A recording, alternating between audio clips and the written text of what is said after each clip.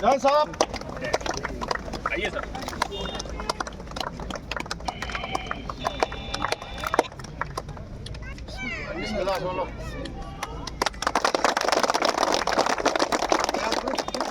Lilong United Clubs club yang kaiga ikoi kunba adu loinana club asida loinana Assam Rifles ka kusam naraga mafam asida asi cultural hall asida pakwa pre medical camp asida maruaina ortho anuga medicine gynecologist atai sida singba we Assam Rifles ki mai kai di provide tawraga phanan berga ngasi akai mafam asida free health camp paktuk cheri ai free health kalwasi kai khunna diba Assam Rifles ki brigadier na kasi singaga mafam asida piram bani loinana lamdam asidi sanai raba maruaina Lilong United Clubs ki maruaiba thoguroi sing advisor sing executive sing loinana local asigi lekai asigi alaman paropang maruaina club organization ya sau yaminari asi ke masigi maruaiba pandamdi akai maruaina changkhana ana ek leitana lunana chang na thamdana na adu pangal koi tau kem ni aduna mafam asida laiba ojek ana abalaing bagi laiba si aduki mati SNC koi yami approximately mi lisinami madita so iki lai na asa tawi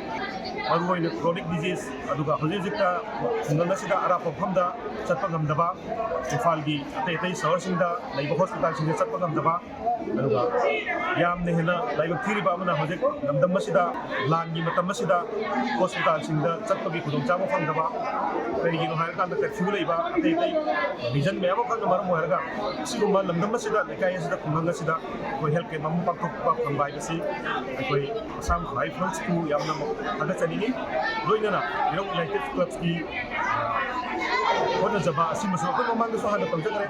help ke masi aur bi makhare kaida aduga social service ke amso khoi tawkre education ki program ke amu paktuk sakre asumna Lilong United Clubs na paktore ba thau thorum ke amu ki marunda nasisu hai help ke masi paktuk pani maruoina koi to topa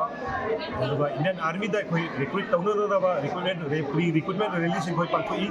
hai recruitment release asida su lamna masigi na harol sing ya nanaba koi appeal tawjani maruaina Lilong United Clubs ki maikai dagi Assam Rifles ka kusam naraga pre recruitment training paktoi ba sida su koi sabi hanningi